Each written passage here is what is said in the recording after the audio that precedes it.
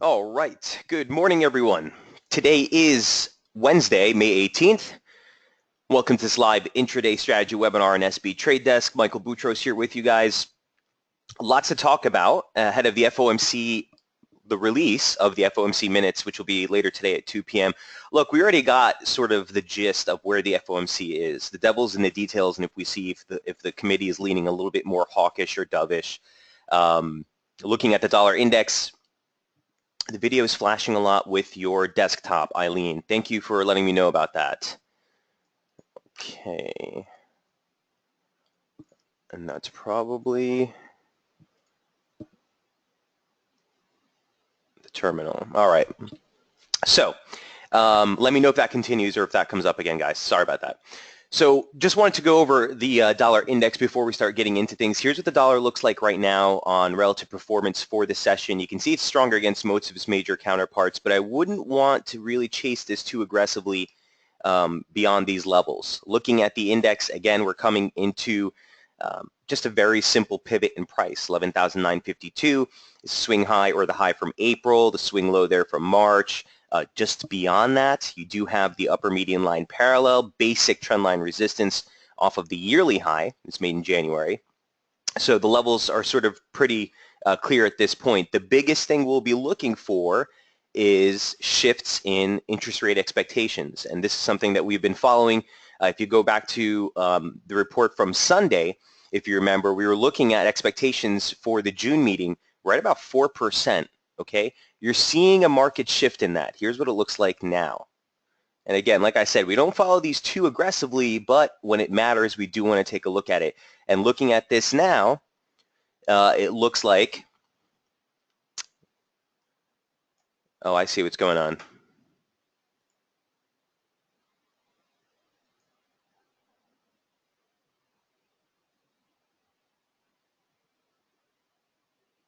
Okay, that should solve it again. Sorry about that. Keep me updated, Eileen.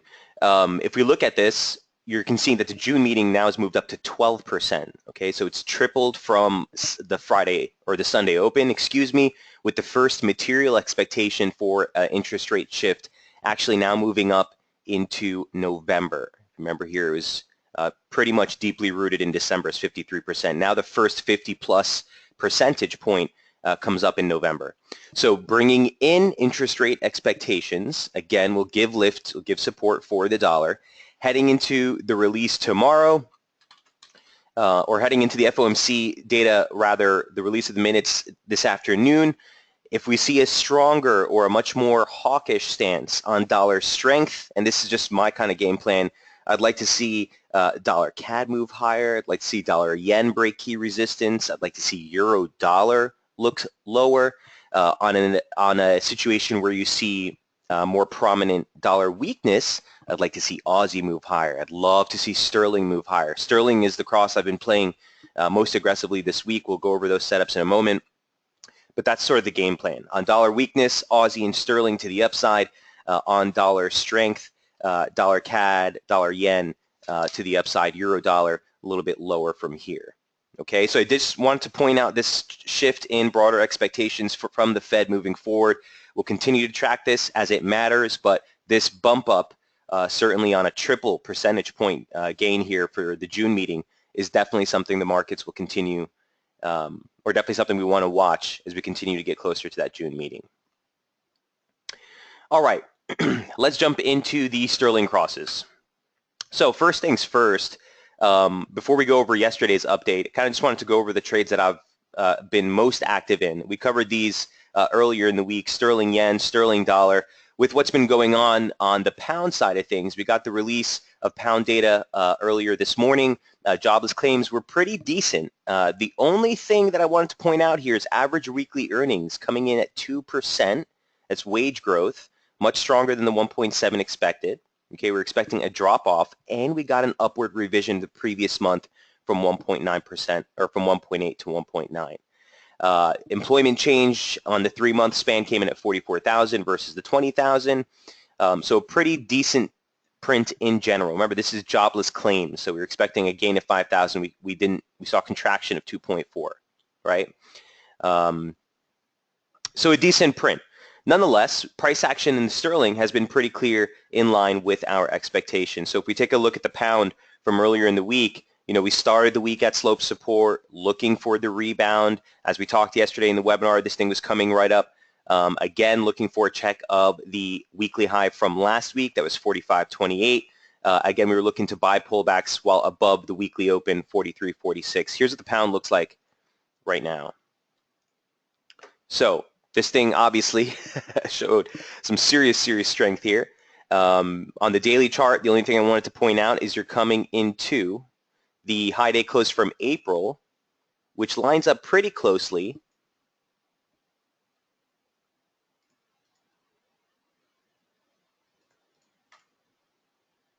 with the high day close from February, which comes in at 45.87. Okay, 45, 45.87.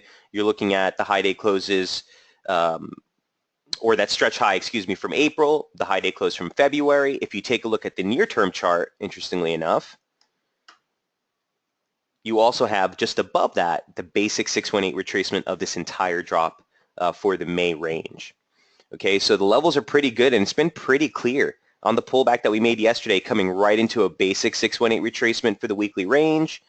Also, this slope ended up being pretty decent because the 50 line, again, a little bit late on schedule, but pretty good on the top side, right up to 45.28 earlier today. Final stretch here. Now we're just sitting at that 50% retracement. Well, again, looking for a stretch into this key resistance. As we get into this region, guys, the near-term immediate long side starts to look vulnerable, okay? And that's just based on the formation that we're in. So we could see a topside stretch into the 618. From there, I really wouldn't be looking for any new fresh sterling dollar exposure to the upside. Such a scenario would be looking for a move back to the 50 line, if not the actual median line, before attempting the long side here again on sterling. Still looks good. At this point, we're going to move up our bullish invalidation level. Okay. We're going to pull up our bullish invalidation level from the weekly open into that 44 handle. You're still getting the flashing, huh? Not sure what's going on here.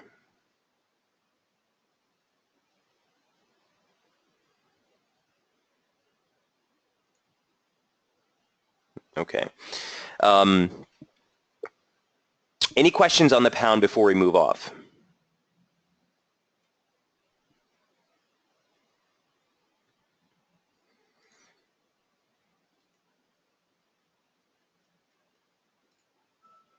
Bear with me one sec, guys, on the screen.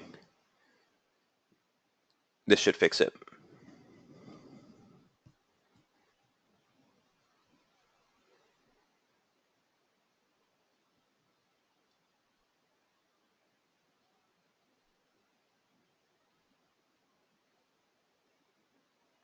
Okay.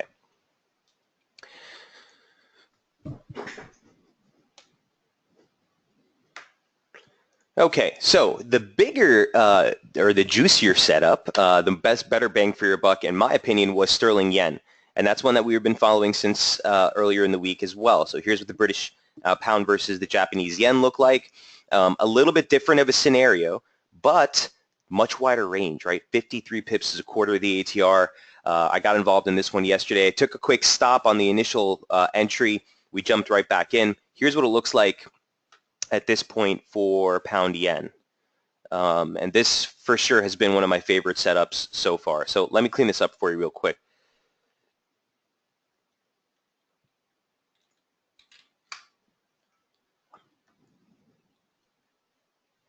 Okay, so since the start of the week, again, we were looking for that initial drop towards the median line, very close to what we were looking at with the British pound, right? Except with the dollar yet, with the yen in general, yen weakness, it would give us a little bit more of a propagated trade to the upside. So there was a really nice opportunity in overnight trade as you were opening a few hours into Tokyo right here on a basic test of basic trendline support. And there were some really nice triggers in near-term price that also kind of gave you the tip to jump into that position.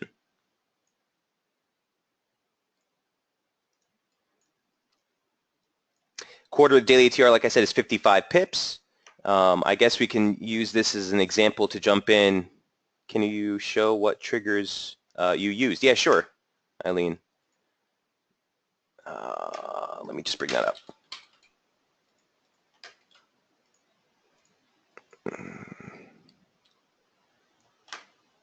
Okay. So this is the 5 and the 1. This is typically how we trade. Sterling yens right here. And this is what it looked like last night. So like I said, I took an initial stop here as we were coming into that region right here. And this is what I wanted to kind of show earlier. Had a 50% retracement just ahead of it. If you bring that back up. We were coming right into that region. I was sort of looking at some near-term divergence and momentum as we continue to make new low. So kind of jumped in a little bit premature. Again, the stop here is 55 pips. We were talking about this in yesterday's webinar with our sort of risk management on these near-term trades. Anytime you can increase or benefit your risk reward, always going to do that, right? So I had a 25 pip stop on this one just against the low here. It got triggered, but the conviction was still there. And eventually, let me put that slope back on there. It wasn't the strongest trigger, but eventually you did get that divergence continuing to build. Topside trigger broke. Momentum gave you a nice trigger even on the 30-minute chart. So we jumped right back into the position. Again, as soon as we attain that 25 pips that we initially lost, you take some off the table. Looks like momentum is starting to teeter out. Remember, we're calling a low here in near-term price, and you want to be super nimble when that's happening. So I'm never going to load up on the leverage and kind of just sit in the trade when I'm trying to catch a low. And it's essentially what you're doing here. We don't really want to ever promote that in near-term trading because it's sort of a lost errand, but support is support, right? And you're at a nice level.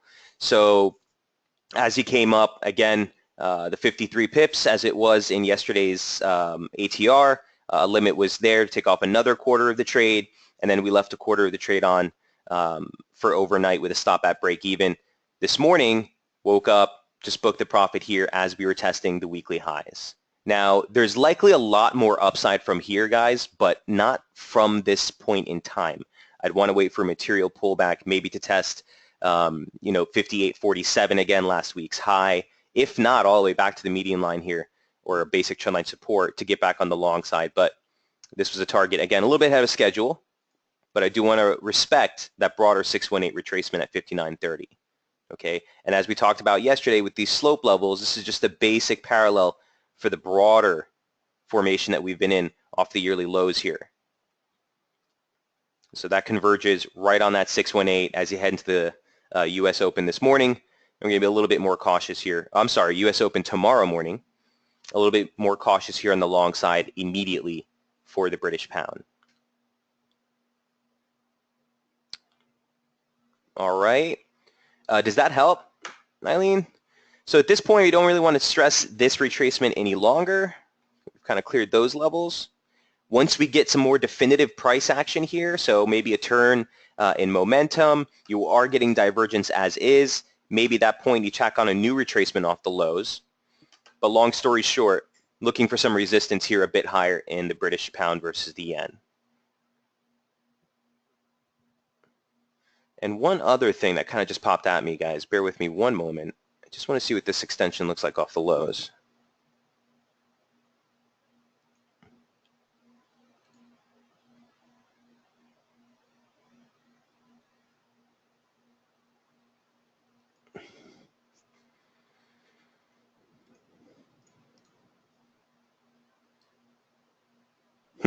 Okay, so you got a real clear topside target if it does break. I have a soft target at 160.12, and then a nice confluence here, 160.50 into 160.63, 764 retracement off the high, and a basic 100%, 2 equal legs up off the low.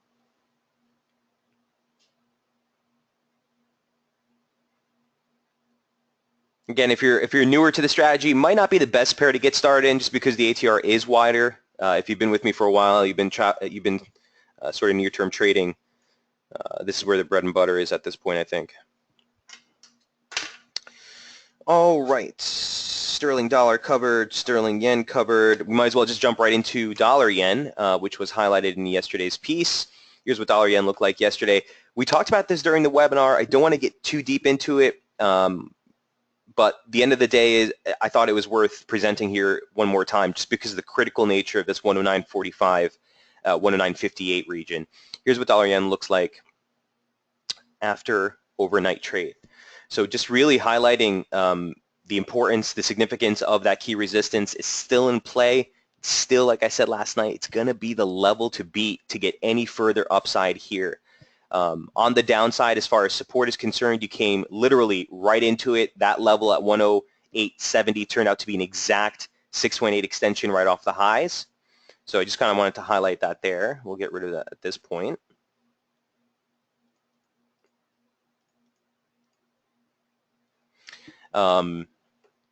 And you're basically looking for a break of this range with a topside break favored, okay? Just on the basis of this consolidation formation, triangle formation, whatever, what have you. Typically, these are continuation, patterns. So you would be looking inherently for a topside break. The only thing I wanted to note, again, heading into the FOMC, this would be a decent play on dollar strength. So if they come out much more hawkish than expected, I'll try to keep you updated with what the Fed futures are saying, but if the Fed fund futures pop up even more so than the 12% for June, you'd expect to see, a breach of this topside here in dollar yen. So critical resistance, I like buying dips while above the weekly open, which is 108.59. Had an opportunity to get in here, same exact point as you did in sterling yen. I just played it and expressed the same exact opinion through sterling yen as opposed to taking dollar exposure ahead of today's FOMC. And a much wider range is sterling yen at 54 pips versus your 27 pip ATR here.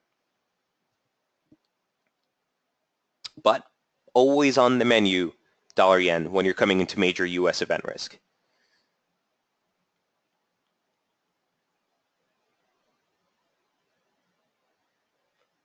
Any questions on dollar yen? Daily chart's not too impressive, but again, that same resistance level at this point, as we highlighted yesterday, is also the underbelly here of former lower median line parallel, now resistance. And again, this is just the same slope off the highs here.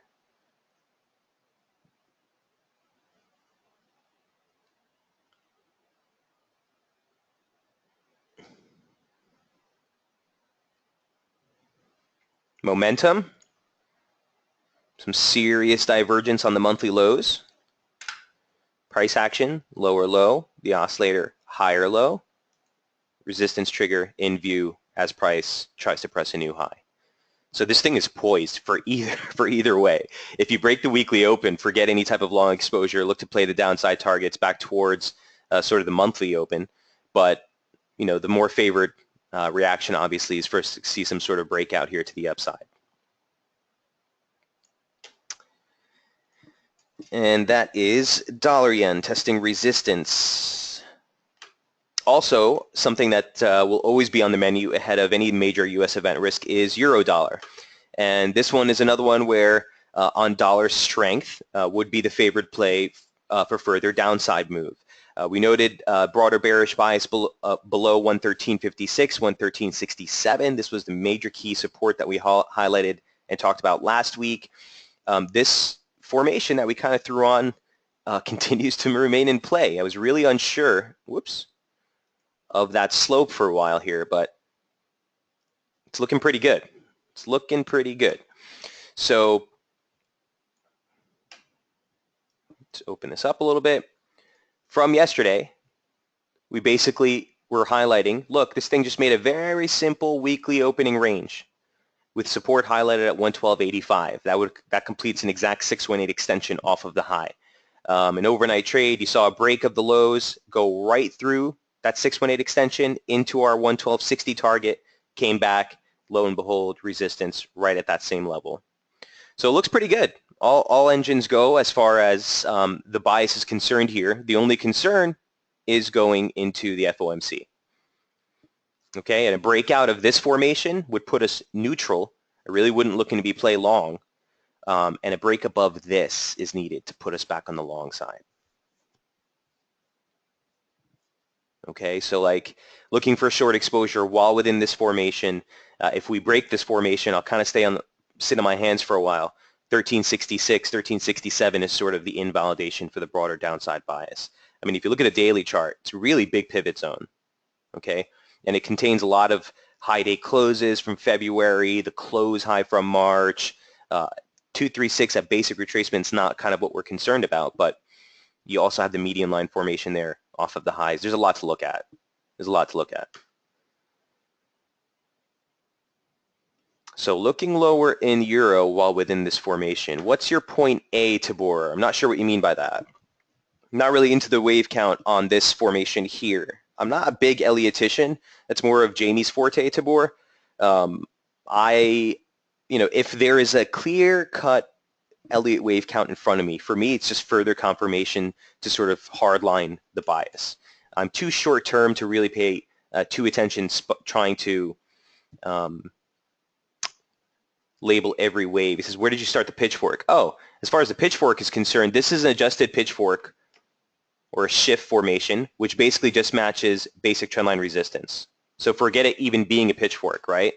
It's kind of taken off that 30-minute close high that you made at the U.S. Open on 5-4. Does that make sense, Tabor? The U.S. 30-minute close open for 5-4 is where I got. He says yes. All right, cool.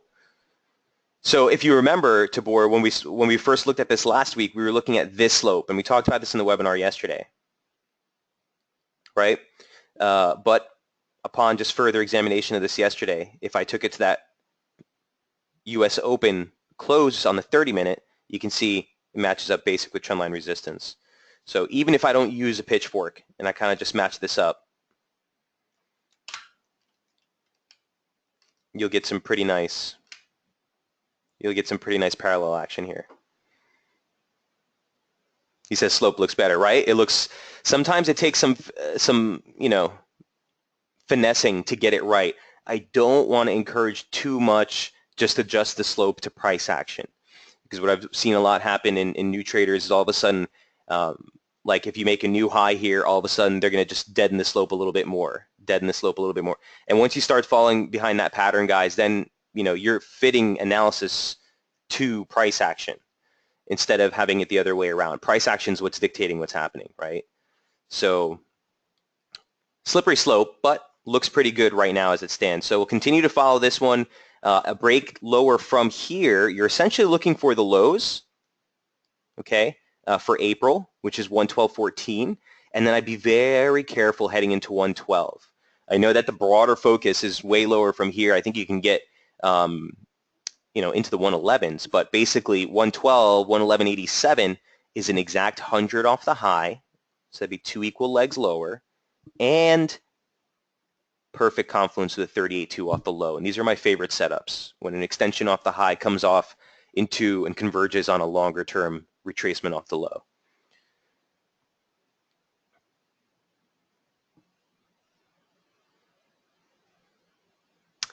Any questions on euro dollar heading into the FOMC today?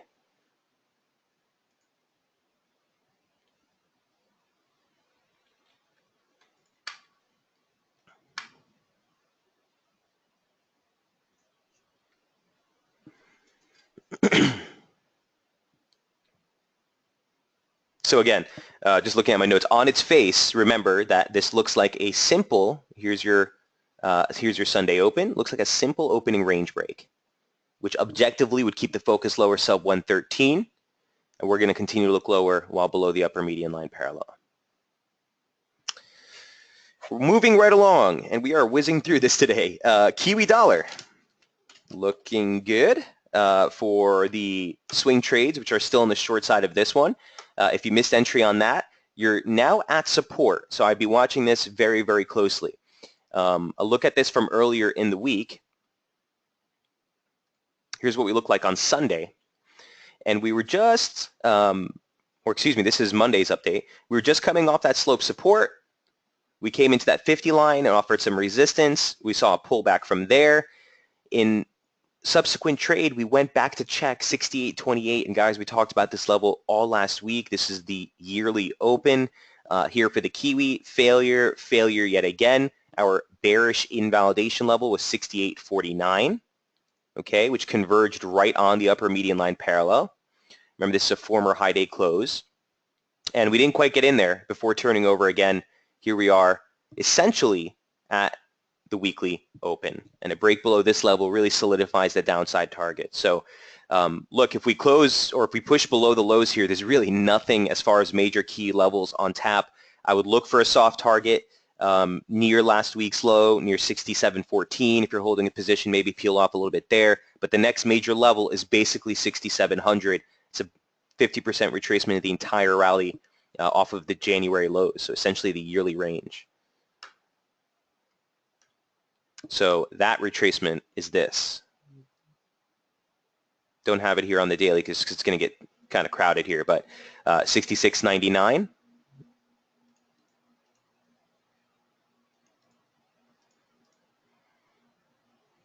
As highlighted already here.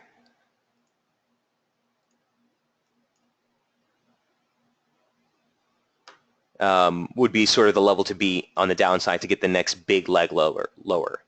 But on a near-term prospect, there's not much on tap ahead of that. 67.25, I don't want to stress too much, guys. This is a broader retracement. I don't like using or relying too heavily on retracements that are taking off of major key emotional highs or lows. This is obviously the August 24th drop-off that we saw last year. So I tend not to put too much emphasis on these retracements. You can see we already probed below it. Focuses on 67 if we break this range, which I think you do. But looking pretty clean here. Coming to the first sort of break level, remember if this is some sort of consolidation, continuation pattern takes you lower. Again, look for a possible soft target there at the lows, but 67 is really the major play. Kiwi Dollar, would you have taken that long after your initial SB chart update? Or were you waiting for the break either way and it broke down? So the initial update actually came on Sunday, right? You're talking about that, Eileen, or are you talking about the one from earlier? From here, we started off the week right at support. You can't really do much just here because it looked like we were breaking that lower parallel, right? That's right here. The first long I would have taken would have been this. But either way, half leverage, right? Because we're looking for short exposure. If you're talking about, she's saying the latest one. If you're talking about the latest one here from earlier on the 16th, would I have taken the long? No. No. First of all, this was sort of like, when was that? That was the break of the opening range for Asia. I think we talked about this one yesterday. It was a decent break, but actually this was after our webinar. It was a decent break, but I don't think we would have had time to get in on the long side. And remember, the broader picture is bearish, so we're looking for rallies to sell, right? If you want to play the long side, I can't, again, the opportunities are there. Trust me, I've had good experiences, scalping the long side on a descending trade all the time, but on a trade like this, I would have rather been selling rallies than necessarily trying to play the long side. First of all, really tight ATR. So the implications of being wrong on the long side for a descending pattern like this is kind of, the probabilities aren't in your favor.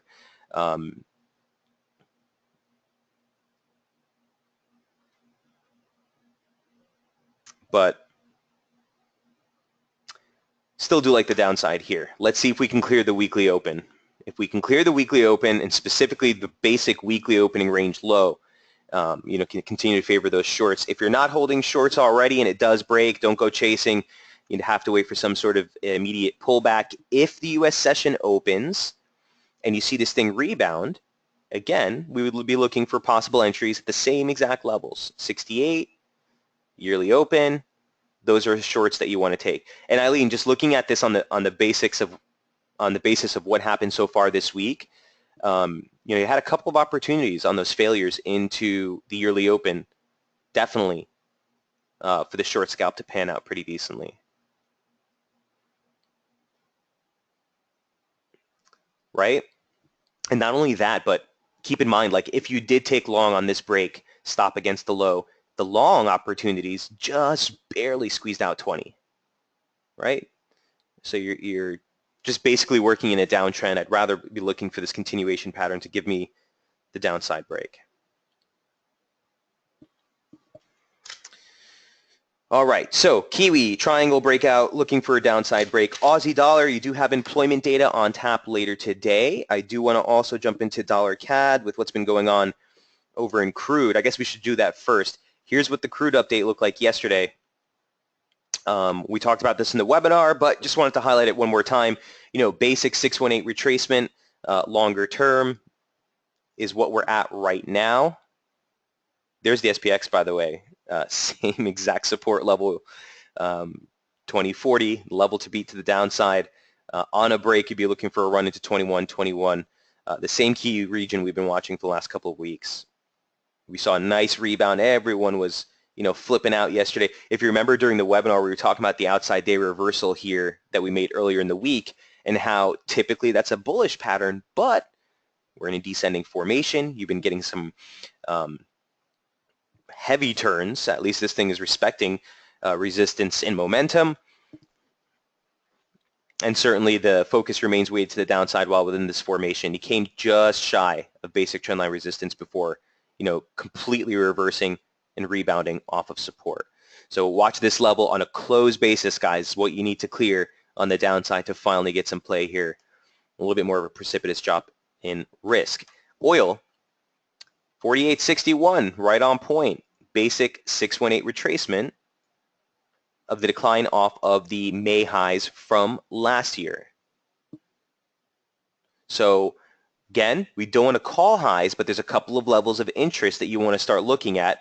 If you can't trade oil futures, guys, or if you're not trading CFDs internationally, still a really pertinent asset to watch, not only for the dollar CAD trade, obviously, just for broader risk in general. So if we look to the upside, 49.49 actually represents the high day close for October. Okay, to be specific, is the October 9th high day close, and that converges on a basic trendline resistance. 1 tag, 2 tag, we just missed it. That converges right on it over the next day or so, 49.49. Major key resistance comes in higher at 90.51, this region here. That would be 2 equal legs up off the low. Median line for the current operative formation. The actual stretch high from October. And the longer dated upper median line parallel right here for this formation. So big region up here. I don't necessarily think we get there on this stretch. I'm looking for near-term resistance, basically where we reverse today, if not 49.49 for possible exhaustion highs here in crude.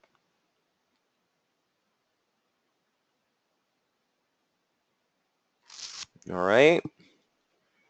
So still looking at those same levels. No change there.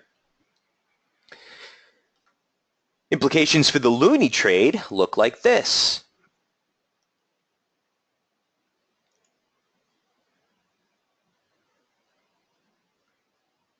Oh, and by the way, one other thing you want to just notice on this Kiwi rally last night, nice divergence. This is the subtle divergence I love the best, especially when they're really stretch, like violent highs like this in your term price, right? So higher high, lower high. And again, we always want to look at this from a line chart basis to kind of get the visualization. Higher high, lower high. So even a nice turn in momentum here for Kiwi. Going back to dollar CAD, sorry about that. Here's what the daily looks like.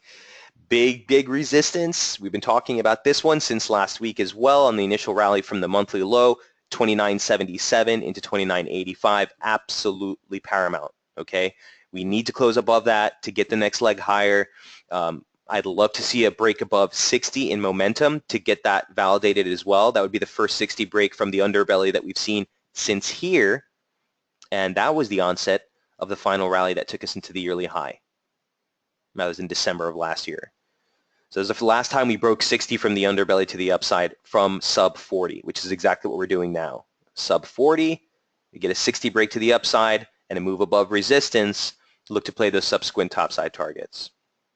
On a longer term basis, your first major level would sort of be last month's high, backed by that major key pivot up at 134, 134.20.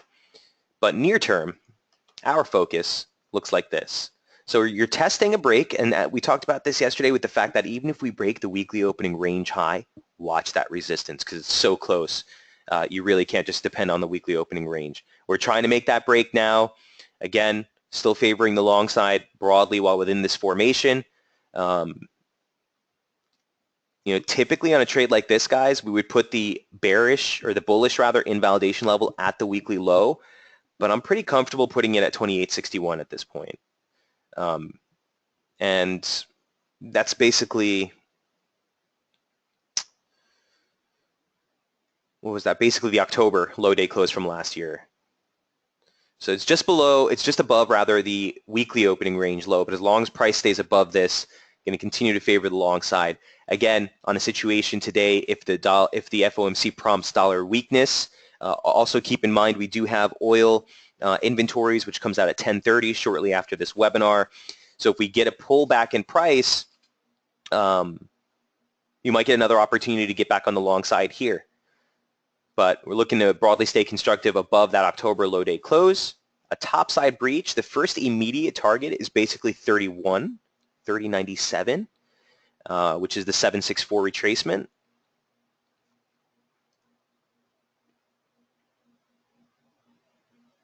You also have a soft target at 131.66. And then that 132 level comes into play, which is the high from last year, or last month. Why is the October low and high day close important? It was on Kiwi too. Right. It's not necessarily because it's the October month. It's what happened in price. So it was a multi-month high, right? In Kiwi Dollar, I don't think we're following it in Kiwi Dollar, are we? Yeah. Also in Kiwi Dollar is a multi-month high. That's the resistance there. Absolutely. These multi-month highs in general, specifically in price action, the high day close and low day close will always be major levels that we'll want to just keep in mind. If it's on a big range day, it's on a very emotional day in trading, the markets have a huge range in price action, where we close those days are significant, right? A lot of settlement happens there, a lot of price action transactions happen there. So you always have to look, yeah, you took the words right out of my mouth. You always have to look back in price. It's not necessarily any specific or given month.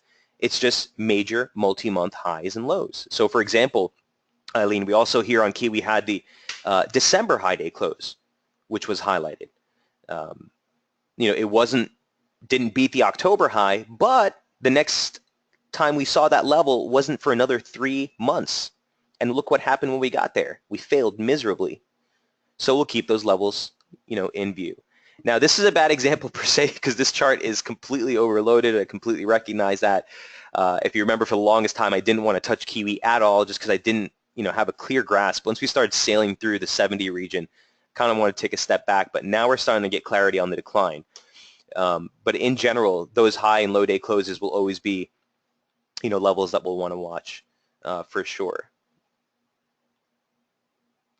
So hope that helps. Any questions on dollar CAD before we move off? Constructive bias above 28.61, need to clear 29.85. And this says 81 here, but on the daily chart, stretches into that basic 236 too. And don't forget, we talked about this yesterday, that longer term 2006 trend line in purple here. Right up there right now. Same exact region. Hey Mike, if dollar CAD pulls back when oil inventory news is out, where to load on the long, says Joe. So if you're looking for long exposure, our bullish, keep saying it wrong, invalidation levels here. So if the oil inventories give you a pullback and you get any long triggers into the median line, that would be your initial area of support that you'd look for some entries. Interesting thing is if you take a basic trend line off the lows, again, highlights major key support. So as close as you can get, Joe, to basically like 28.75, 28.61 is where I'd be looking for fresh long exposure if I'm not already long. But your first initial area of support, you'd look just at the lower median line parallel. Make sense? Yeah, it is a way long down. As far as 28.61, it is a way long down, which is why I said the first area would be along this median line. You have to sort of trust your analysis. The only concern I don't want to get you too excited about is because we only have one touch of this. Remember, when we're drawing these slope lines, guys, we kind of need confirmation and to see price action rebound, reverse, inflect off it before we can operate on it as a setup. And the only thing we have right now is just the highs that we made yesterday. The pullback didn't test the lower median line parallel. So as far as my conviction on this slope, not quite there yet. Joe, if we were to get a pullback and a rebound here, and then the next pullback and another test of it along against that initial low might be the way to go. But this is sort of the slope I'm envisioning working with on the near term at least. I don't like pushing these real steep slopes. They're typically not very fruitful. But as far as price action is concerned, since the start of the week, it looks like it's respecting it. I would like to see another rebound off of one of these levels. And not only that, let me add one more area for you. Weekly open comes in right here.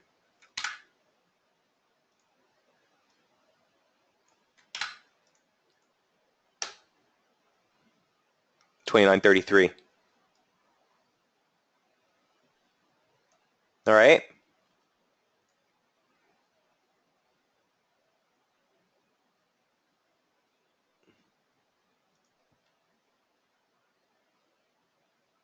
Low in price.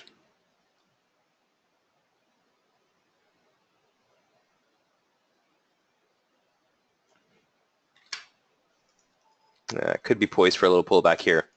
Yeah, look for those oil inventories, 1030. See if we can't get some play on this.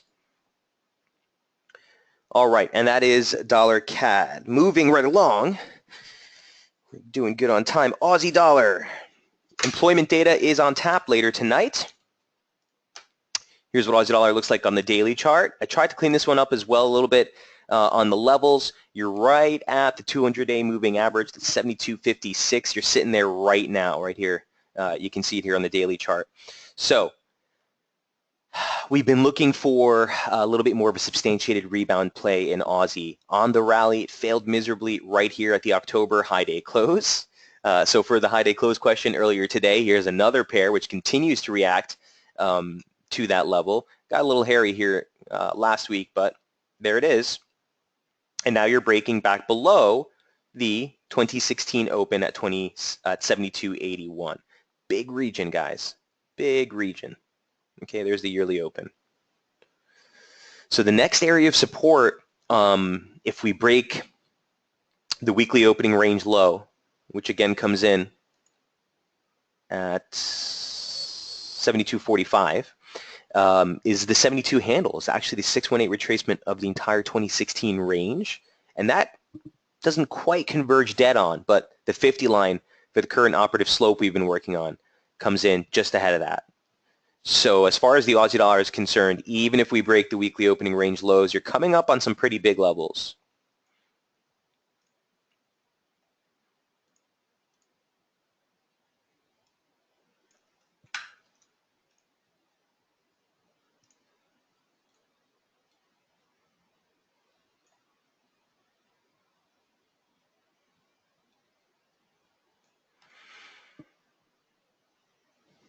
Let me zoom this out for you real quick. Again, a little bit more of a messy setup here, at least on the near term it looks, guys, but the levels are actually, or the structure of the decline is not actually all that bad. The ideal scenario would have been like a rally right here. Former median line support, upper median line parallel. This would have been like a really sweet spot to get back short against last week's high. Didn't quite get it. Didn't quite get it. So I haven't touched this yet today or this week rather. Tonight's Aussie employment data might offer some volatility on this. The broader downside focus remains in play. Like I said on the Aussie dollar, if we do get weakness in the dollar based on the FOMC tonight, this would be a decent trade, I think, on the rebound play. Why? You're at the lower extremes of the monthly lows. You're at the lower extremes of the weekly opening range. You've been marking divergence into these lows, so inherently that rebound we were looking for, which hasn't really panned out all that much, still might be the right idea. So I don't want to really touch the Aussie dollar until we get the FOMC release, just to see how the broader dollar reaction is. Remember, guys, the dollar index is near resistance. So you can envision a scenario where the release comes out, people interpret it as hawkish at first, you see a rally right into resistance, and then all the guys that were long start closing out those positions and we get a precipitous drop. That would sort of match pretty well with Aussie dollar making that final stab into the 618, into the median line, then sort of reversing to the upside as the dollar comes off. So the puzzle fits pretty decent. My caution to you is this: don't get too excited about the short side of the Aussie unless you clear 72. I'll just put it in plain black and white for you. It just seems a little bit stretched at this point. Remember, you have a topside trigger here in momentum that you want to watch on the daily close basis as well. And the reversal, or where we reversed yesterday, was pretty darn clean, okay? The median line off the lows. See that high? Boom, right there. And that, my friends, was the October opening range, or the October high day close. So again, convergence, conviction on that high, kind of holding. That was a level to beat to get further upside for the Aussie, and it failed. So yeah, downside is in focus the immediate sense, but heading into the release, I'd be wary of a drop into this key region here at the 618 for possible rebound play. Sorry, Mike, late to the room. Have you covered dollar yen? We did, Gary. I'll take a quick glance at it for you so you can take a snapshot of the recent chart in just a moment, all right? And I'll have this posted for you as soon as possible. So you're looking for long triggers on Aussie dollar, but after FOMC wildness. I would only be looking for long triggers, Eileen, on a scenario where the FOMC release charges a spike lower. Okay? If the FOMC comes out and this thing rallies, I don't want to start chasing it. I don't want to start chasing it. I typically like to fade the initial reaction, but with what the dollar is doing, if the initial reaction is strength, I don't want to chase that. I don't want to chase that. It's where we are in price, guys, and this is actually a great conversation because, I mean, trading event risk is always going to be a very high risk type of strategy, and I don't really want to recommend everyone start jumping into that unless you really have the experience. But it really depends where we are in price. Dollar index is up X% off the low so far for the year. You're at the range highs for the month. You're at the range highs for last month. So on a scenario where nothing really material comes out, but it charges a rally into resistance, for me, that's a fade. Now, if the initial reaction is dollar weakness, that's a scenario where I probably wouldn't touch this until we get that clearing out of some of that noise from the release. Does that make sense? Even with experience, how risky to trade event risk? It's extremely risky because when you're near-term trading, your stops are not as wide. That's the inherent risk in it. It's the inherent risk in it, right? It's because your stops are tight when the market's extremely volatile. You know, you risk that, like I said, dying by a million cuts. Now, it's always a great idea when you're trading event risk to reduce your leverage significantly. If you're trading X amount of lots on a typical basis, you want to trade 1/3, 1/4 X, just because, again, you're going to see those spreads blow out. You're going to see some of that volatility really start to pick up. Specifically with something like FOMC, I also want to note that it's not going to be a very simple boom, NFP stronger or weaker than expected, or boom, CPI stronger or weaker, right? The devil's in the details. The market will take a couple of minutes to digest some of the major headlines. We'll try to keep you updated on SB Squawk, obviously, as that release comes out at 2 p.m. today, but I'm not really expecting anything far out there. You know, if some members start to cite arguments for a rate hike in June, sure. Initial reaction might give us that high that we need to get into that upper median line parallel before it reverses. And certainly with some of the data that we just got, you know, yesterday, with CPI being sort of broadly in line with expectations, a little bit stronger on the headline reads, you know, there's been all this talk that indeed the Fed's going to have to move sooner rather than later. And we talked about earlier in the session the fact that the Fed funds futures are in fact moving those expectations forward. So just say no to that type of trading, says Eileen. Again, we try to cater to all different types of strategies, to the high risk taker and the more conservative trader. But either way, key levels that are in view for the release are critical. All right, and that's the Aussie dollar, was the final sort of trade I wanted to cover real quick. Let me know if you guys have any specific questions on trade setups you want to review before we wrap things up. Quick notes here, I did want to just recap real quick. Again, obviously the SPX and oil charts that we've been following. Also gold. If you remember this chart from last week, we did just break the lower median line parallel and the weekly opening range lows. So the pullback we were expecting, we did break right through and come right back. So today's close is going to be absolutely paramount. Here's what the gold trade looks like on the daily chart. And remember, we've been talking about the bearish invalidation at 1293, 1292. That still stands. Big region. You're looking at the high day close, or excuse me, the monthly open and the high day closes for the year, 1291, 1293 region. And that still remains the bearish invalidation level. Keep in mind this multi-month support trigger and momentum on the daily basis. Today's close is going to be paramount. Okay, and if we do get the close below, all systems go for that larger, more significant pullback in crude prices.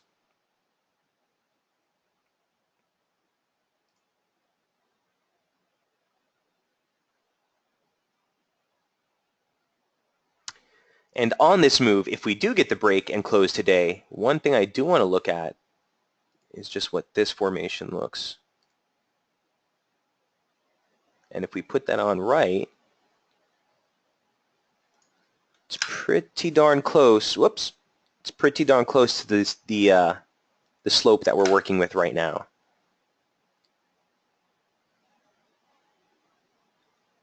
Right? So it sort of reinforces keeping that downside bias in play. Again, if we look at this one, the median line doesn't come in until that 50% retracement at like 1250. So you got some time. Basically, 1268, 1270, major key support, opening range low for the week objectively, and that's the level to beat for further downside here in gold. The immediate bias is lower sub 1279. Hussein says, Mike, can you go over Euro Oz? Sure can, buddy. Here's what Euro Oz looks like on the daily chart. I was actually looking at this yesterday too. I was actually interested in a short position. It would have panned out perfectly. I didn't take it just because of my lack of trust for the Aussie right now. But as it stands for the week, I don't want to get too aggressive on it because you're basically, you know, you're back in the initial weekly opening range. So if this was the interpretation, I saw this break yesterday. Obviously, you know, it was a really precipitous quick drop, so I didn't want to go chasing. I was looking to see if we do finally clear that median line to the downside. It's got a rebound. Re-entry didn't really give us an opportunity, and here we are testing a basic upper median line parallel off the highs. Let's see if that is still in there.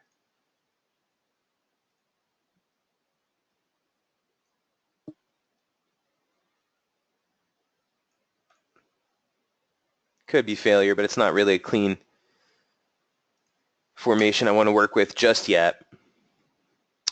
For Euro Oz, look, remember we were talking, there's a scalp report on this on the intraday charts from last week, Hussein. The levels are exactly the same. The only thing that's adjusted is the high that we made at the opening range for this week. So if you want to go back into the archives, you'll find that there. I was looking for a stretch into 56.37. We didn't get it, the high. Turned out to be like 56.20. So I would be working with last week's range as still the key play here. So 54 into 55.70 still sort of the range that you want to respect near term.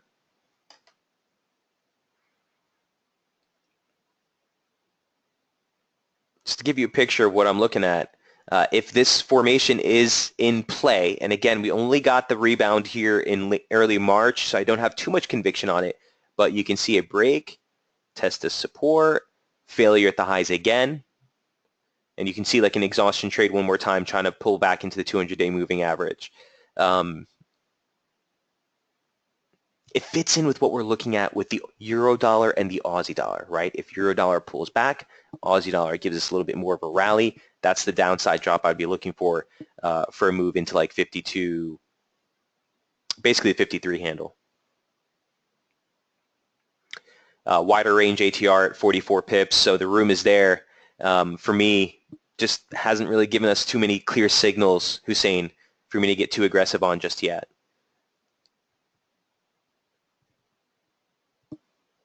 Got it? He says, thanks, good. All right. Wish I had a little bit more conviction for you on this one, but I think we'll get decent clarity once we finally clear this range. The risk is, or the risk was that I was looking for was for a rally into the 50 line, a pull back into here, and then launch into new highs. The failure ahead of resistance, this is a behavior and price that you want to pay attention to.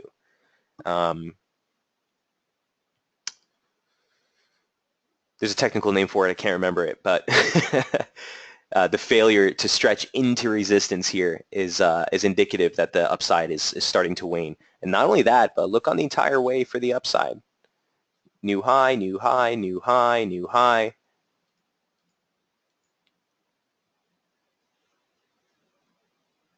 Looks like we're making a series of lower highs here.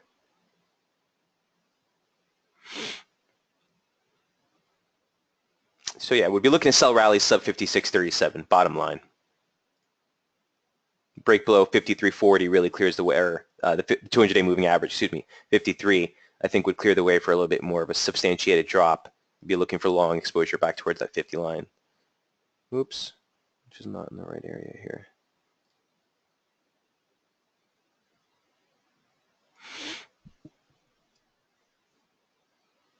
Oh, actually, look where that comes in. Let me get this straight for you, Hussein. Give me one sec. So because they don't have 50 lines on FXCM's platform, we kind of have to do this the ghetto version. But got to work with what you got. Let's see.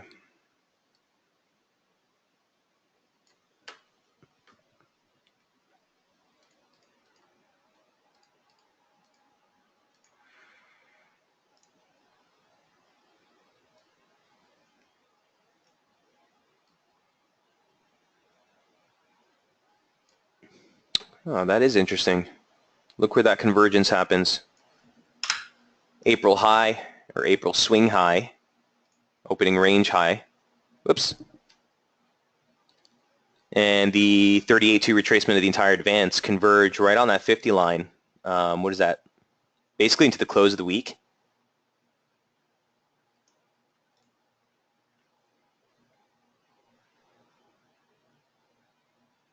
Pretty clean.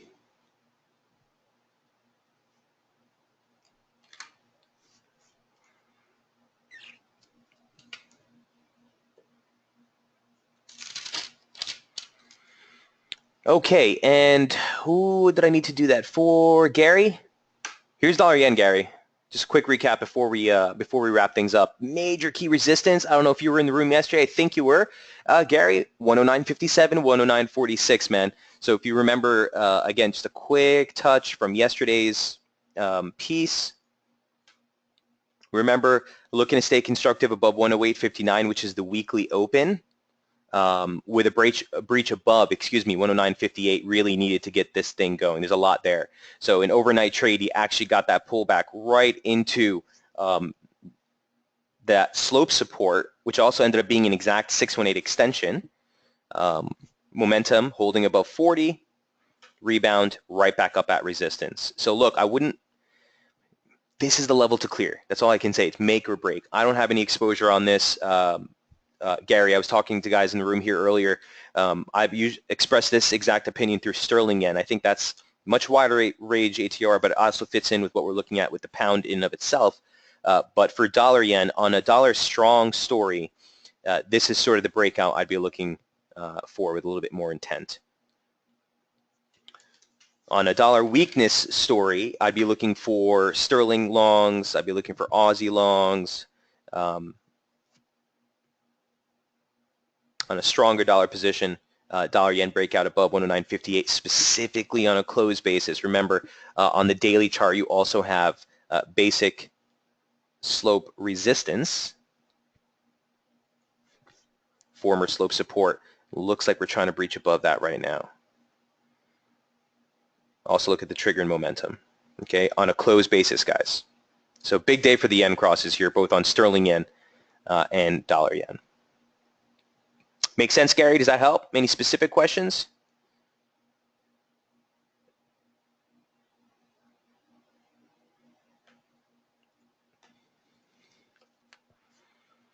All right. If not, we'll go ahead and wrap that up here, guys. We'll see you again tomorrow. A quick note to everyone in the room.